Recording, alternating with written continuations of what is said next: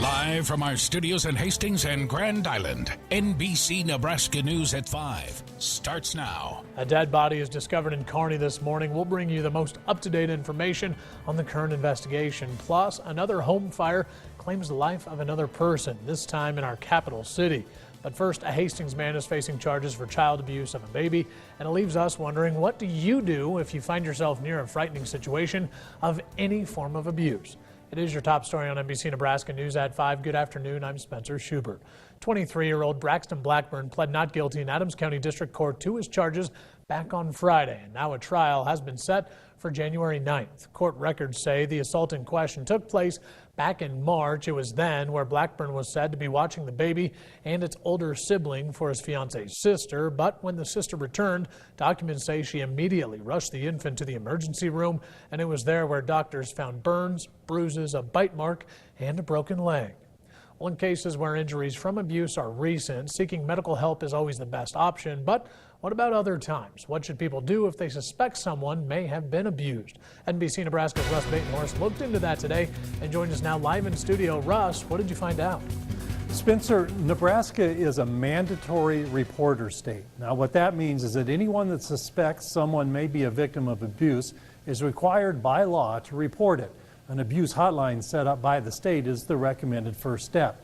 In addition, most daycare operators and schools provide another front line of defense for the most vulnerable victims.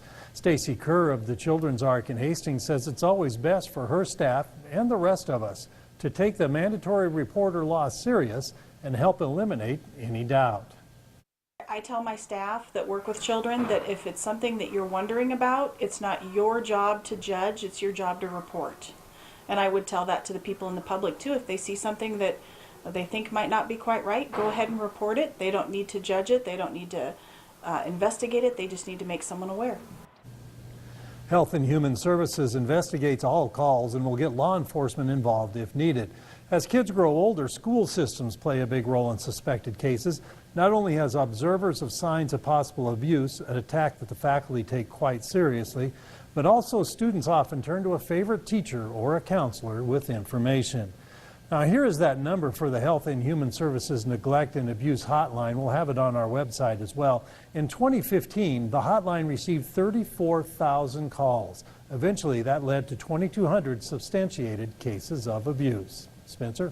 Thank you so much, Russ. Well, it is another warm October evening for us, and it's making us start to wonder if we can keep these temperatures all the way through winter. Joining us now is Brandon Rector with the first check of that forecast. And Brandon, it can't stay this warm through winter, right?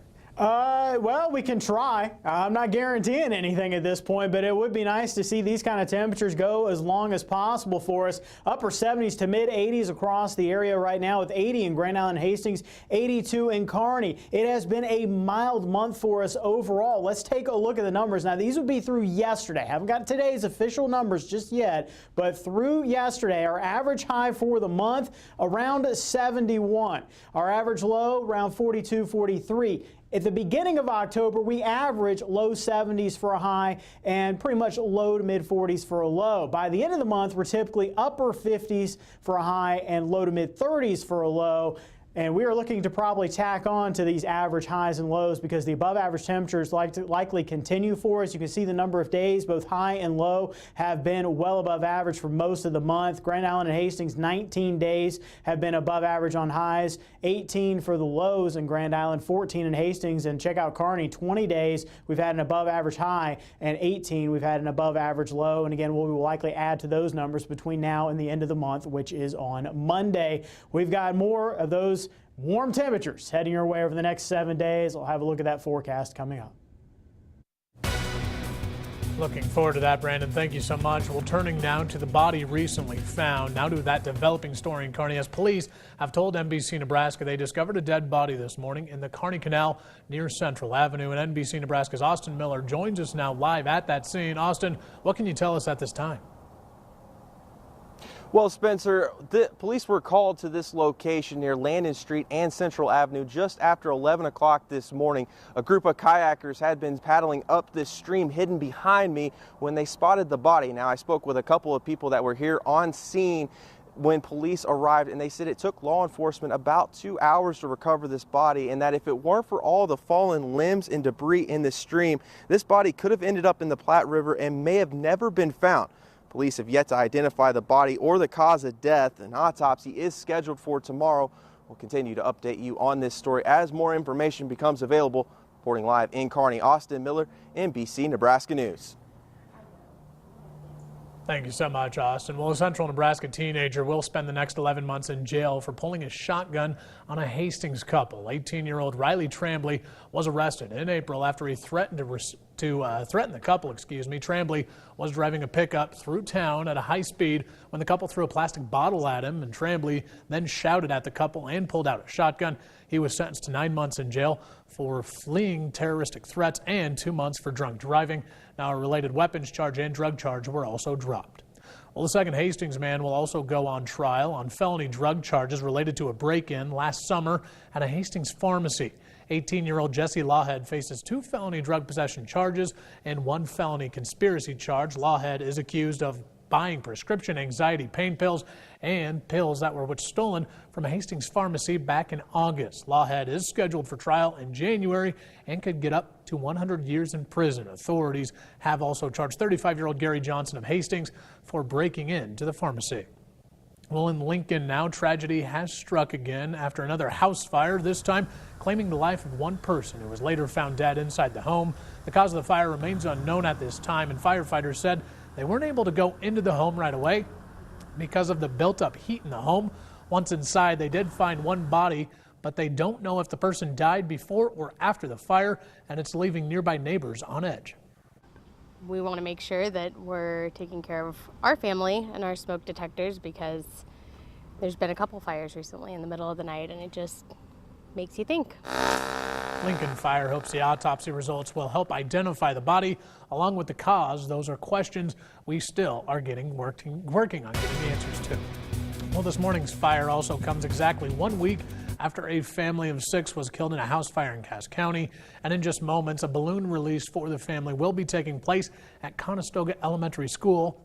It's set to happen at about 5:30 this evening, as 400 pink balloons will be released into the sky honoring the 6 victims. Another tribute this weekend, Omaha's iconic Woodman Tower will be lit up in pink this Sunday. Michelle Spears' mother tells our sister station WOWT neighboring communities are also replacing porch lights with pink bulbs in honor of the family. Woodman Life says they are honored their lightings have taken on so much meaning in the community. Well, with Halloween now quickly approaching, some of you may plan on indulging in plenty of candy, but keep in mind your health does come first. And NBC Nebraska's Shalika Powell joins us now live in studio. Shalika, at what point can Halloween candy actually be a healthy treat? Spencer, it can be very dangerous for people with diabetes, and local health experts are trying to head off the problem before Halloween comes. They were screening people to see who might be vulnerable. The Nebraska Methodist College partnered up with a few other organizations to provide free mobile screenings to people in Grand Island. From checking blood pressures to doing blood glucose screenings, community members were able to learn how to live a healthy lifestyle. Healthcare providers say health is one thing people shouldn't take for granted because it has a huge impact on your life. If you have a family history of diabetes, it's very important that you are being monitored, at least on an annual basis. Those who are diabetic should know the symptoms of what a high blood sugar and a low blood sugar will do for them, but those that are just out and about may not ever recognize any of the symptoms.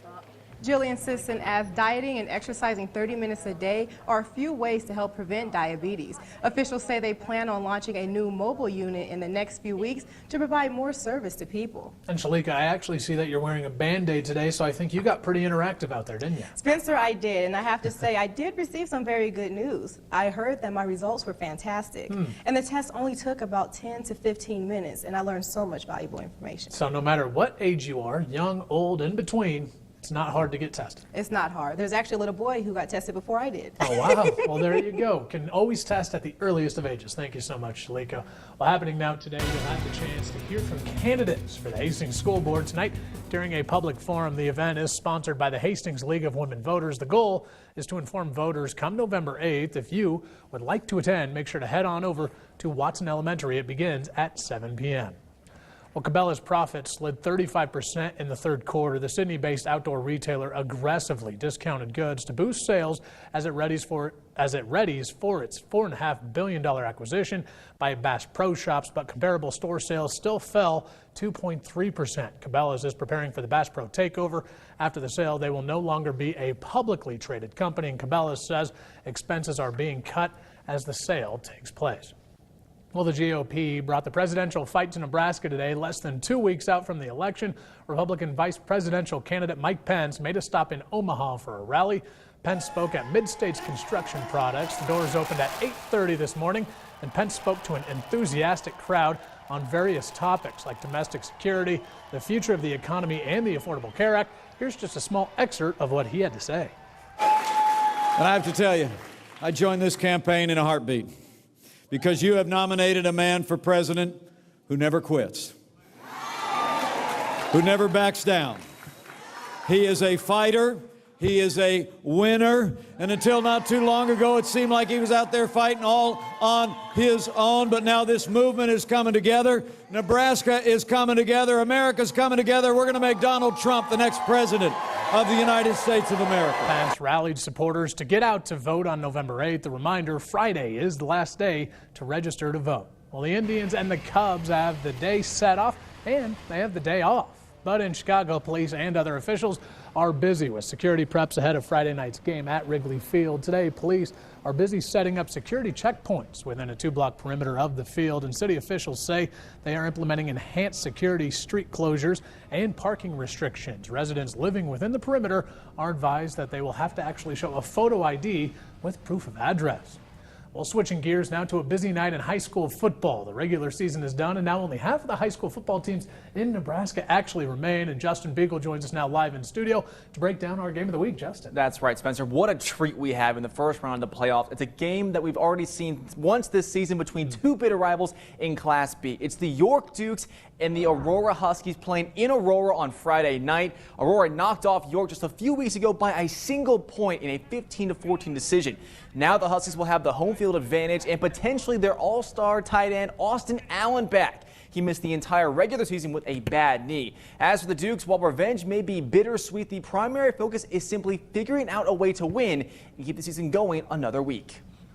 After that game on Aurora, it was kind of left a bad taste in our mouth, and really excited to get back and play them. I've always given it everything I had each week, but now that I'm a senior and this could potentially be my last week, I'm going to leave everything I can and do everything I can. Kickoff for Friday's game is set for 7 p.m. We'll have the highlights of that game and many others coming up on Friday night's 5th quarter at 10 o'clock. Spencer?